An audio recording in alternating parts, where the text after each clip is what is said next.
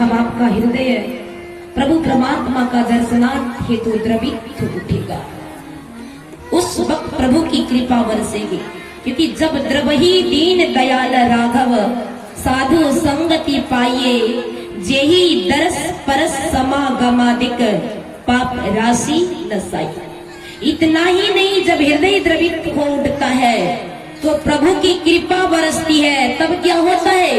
दुर्लभो विषय त्यागो दुर्लभम तत्व दर्शनम दुर्लभा सहज अवस्था सदगुरु करुणम विनः।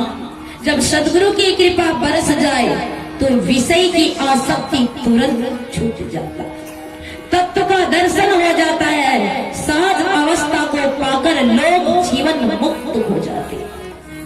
पर उस प्रभु परमात्मा का हम दर्शन करना चाहते हैं तो उस प्रभु को हम बाहर नहीं, अपने भीतर खोजना होगा, दृढ़ संकल्प लेकर के बैठना होगा। जब दृढ़ संकल्प लेके बैठेंगे कि जब तक हमें आंतरिक कुछ अनुभव नहीं हो जाता है तब तक हमें आंख खोलना नहीं है, आसन तोड़ना है। तब देखिए क्या होगा, पीली नीली लाल सफेदी शाही सन्मुख आता है, छट छट छट छट बिजली छटके भोर का तारा दिखाता। जिस दृश्य को हम देखने बैठे उसका दर्शन होता, पर अपने में खोजेंगे तब तो हम आप मृग के भांति बाहर ढूंढते हैं। मृग नाभि में सुगंधे सूंघे घसो गंदे, दुनिया सभी है अंधे समझे नहीं संतों की इशारा। जिमी दूध के मथन से निस्गत है घी जतन से, तिमी ध्यान के लगन से पर ब्रह्म ले नियारा। जड़ जान देह सारे क्षण भंग दुख कार्य, ब्रह्मानंद निर्विकारी चेतन स्वरूप न्यारा। उस चेतन आत्मा का पहचान करना हम चाहते हैं तो हमें ध्यान अभ्यास करना होगा। आप लोग सुने होंगे सूरदास जी महाराज का नाम, बाद में संत सूरदास जी हो गए। उनको कुछ भक्तों ने बुलाया सत्संग करने के लिए। महात्मा जी पहुंच गए, मंच में बैठे, भक्तों की भीड़ लगी हुई है। आप लोग ये मत सोचिएगा कि यहाँ केवल कजरा दह के लोग और अड़ोस पड़ोस गांव के ही लोग बैठे, सो बात नहीं। सत्संग में देवी देवता भी बैठे हुए हैं, ऋषि महापुरुष भी बैठे हुए हैं। हमारे पास वो आग तो है, पर उस आग का सही प्रयोग न करने के कारण हम उन्हें देख नहीं पाते। सत्संग में देवी देवता ऐसे संत महापुरुष नहीं कह दिए, सत लोक के सतगुरु वासी अनित सत्संग में आवे। सत्संग में संत महापुरुष आते हैं, देवी देवता भी आते। तो सत्संग पंडाल में भगवान कृष्ण कन्हैया भी बालक रूप बना के आए और बैठ गए। सूरदास जी महाराज प्रवचन सुनाते सुनाते 11 बजा दिया। सारे लोग उठ उठ के भाग गए, उठ उठ करके भाग गए, चले गए। जब उठ उठ करके चले गए तो सूरदास जी महाराज जैसे जयकार किया तो उस पंडाल से एक बालक का जयकार आया। तो सूरदास जी महाराज कहते इतने सारे लोग कहाँ चले गए? बालक ने कहा महाराज सब लोग घर चले गए, कोई नहीं, बस नहीं हो। सूरदास जी महाराज ने कहा तब आरती कर दूं? बोले हाँ कर दे। आरती हो गई। सूरदास जी महाराज कहते बेटा कुछ दूरी में मेरा आश्रम है, क्या मेरे आश्रम मुझे छोड़ दोगे? मैं सूरदास हूँ, मुझे सूझता नहीं। बोले जी महाराज अवश्य छोड़ दो। तो लाठी के एक कोना भगवान कृष्ण को पकड़ाया, एक कोना सूरदास जी महाराज, आगे आगे कृष्ण कन्हैया, पीछे पीछे सूरदास जी महाराज। सूरदास जी महाराज ने पूछा बेटा सारे लोग चले गए, तू अकेला बैठा रह गया, तू सत्संग सुन के नहीं आ गया था? बोले नहीं नहीं, मैं सत्संग सुन के कभी नहीं आ गया था। अब सभी को पता है जब भगवान श्री राम जी को वनवास हुआ तो वाल्मीकि जी के आश्रम पहुंचे, वहां कुछ दिन विश्राम किया। जब वहां से जाने लगे तो श्री राम जी वाल्मीकि मुनि से कहते हे वाल्मीकि जी कोई ऐसा जगह बताइए जहाँ कोई नहीं रहता हो, ताकि कुछ दिन कुटिया बनाकर साधन भजन कर सकूं। तो वाल्मीकि जी कोई साधारण मानव तो थे नहीं, ब्रह्म ऋषि थे।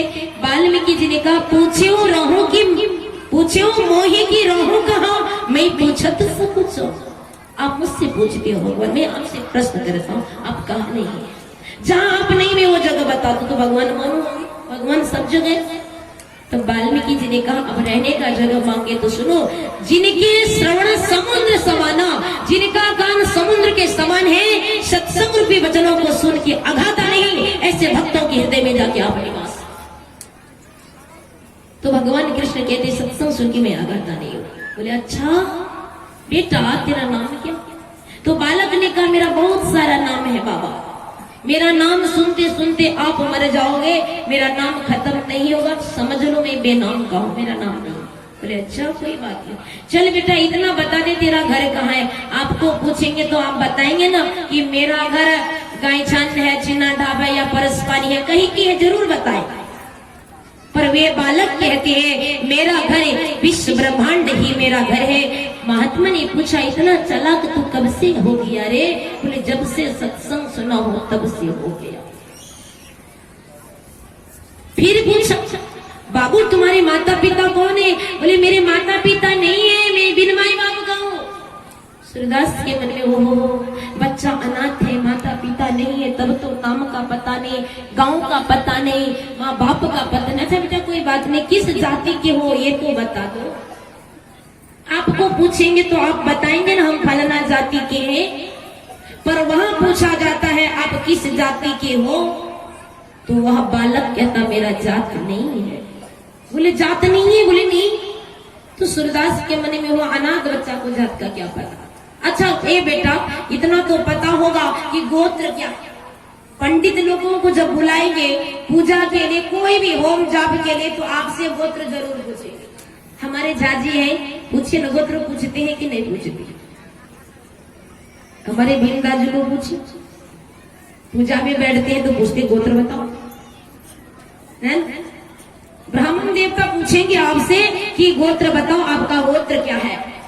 तो वहां पूछा कि आपका गोत्र क्या है?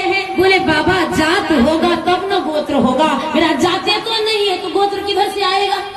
जात के बाद गोत्र होता, जात हो तब गोत्र, जात ही नहीं तो गोत्र कहाँ से? जैसे साधु को कभी कभी कोई पूछ देता कि बाबा कौन जात के छिए, तो बाबा कहते हैं साधु से जात ना पूछिए, पूछ लीजिए ज्ञान, मोल करो तलवार की, पड़ा रहने दो म्यान। हमारा नेपाल में कहते हैं भैंसी केंदा पाड़ो सीखते, अब भैंस खरीदेंगे तो पाड़ो ऐसे ही भीरी में मिलेगा, उसको मोल करने की कोई आवश्यकता नहीं। अब देखिए क्या होता है, बोले मेरा गोत्र नहीं है। सूरदास जी महाराज कहते हैं बेटा तू बहुत चालाक निकल गया रे, मैं तो सूरदास हूँ, मुझे कुछ सूझना नहीं, तू देखने में गोरा है कि काला है, कैसा है जरा बता ना दे, कम से कम सुन के भी आनंद ले सकूं। भगवान कृष्ण कहते हैं मेरा चेहरा तेरा कुछ नहीं, चेहरा होगा तब ना गोरा काला होगा, हम लोग का चेहरा है तब ना पता चलता है गोरा है कि काला। एक व्यक्ति आज मेरे निवास में, जहाँ मेरा निवास से दिया गया वहां आया, बोले दीदी आप कहाँ से हैं? मैंने कहा नेपाल से। तो बोले आपका चेहरा नहीं मिलता। मैंने कहा अच्छा और क्या? बोले आपका ड्रेस नेपाली होना चाहिए, तो बिहारी ड्रेस पहन के आ गए। ड्रेस आपका बिहारी है, नेपाली ड्रेस पहनना चाहिए आपको। तो मैंने कहा ये ड्रेस में नेपाली और बिहारी लिखा हुआ नहीं है ना, ड्रेस में नेपाली और बिहारी लिखा नहीं है। तो फिर कोई आया व्यक्ति उसको डांटा और बोले महात्मा के पास आए हो, ज्ञान पूछोगे कि ड्रेस पूछने लगे हो कि बिहारी ड्रेस क्यों पहने? जिस देश में जाओगे उस वेशभूषा में भीजना पड़ेगा, जहां का अन्न खाओगे वहां का प्रशंसा करना पड़ेगा, नहीं तो वहां के लोग लाठी लेके खेल देगा। मैंने कहा बिहार आती हूँ तो बिहारी ड्रेस पहनना पड़ता, जब मैं अपना नेपाल चली जाती हूँ फिर अपना ड्रेस में आ जाती। कभी कभी मेरे भक्त मेरे यहाँ आते हैं तो हर जगह साड़ी में देखती हैं, कहीं सलवार सूट में जब रहती हूँ तो हम ही से कहते हैं दीदी सावित्री दीदी नहीं है, तो कभी कभी हम मजा कर लेते क्या बात? बोले दीदी आएगी तो बोल दीजिएगा कि सत्संगी सब आया हुआ था। ठीक है नाश्ता पानी करवा देते हैं, हमसे गप खूब मार लेता। हमने दीदी को पहचान लेते, हाँ बिल्कुल पहचान ले, बड़का बड़का सत्संग करवा दे। अच्छा ठीक है दीदी, कहा दीजिएगा फलना जगह का सत्संग आया था। मैं ठीक है, कितना बजे आएगी, एक बार बात करा देंगे। हमको बर्दाश्त नहीं होता, क्या करें।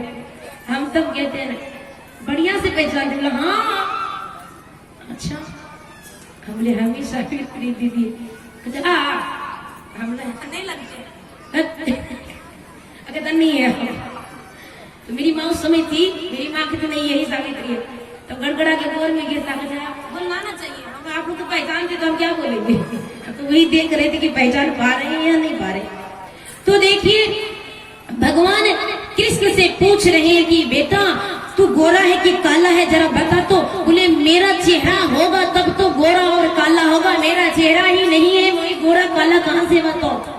मैं बिन चेहरा वाला हूँ, बिन हाथ की स्पर्श करता हूँ, बिन पैर के चलता हूँ, बिन आंख के देखता हूँ, बिन कान के सुनता हूँ, बिन मुंह के बोलता हूँ, बिन नाक के सुगंध गंध लेता हूँ।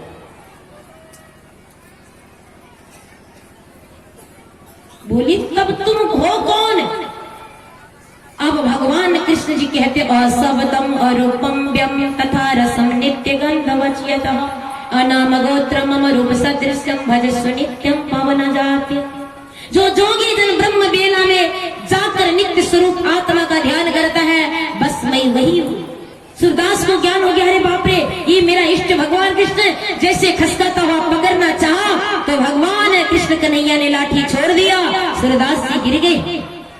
कान्हा जी जाने लगी, सूरदास कहते हो कान्हा मुझे छोड़ के कहाँ जा रहे हो, मैं तुम्हें पकड़ के रहूंगा।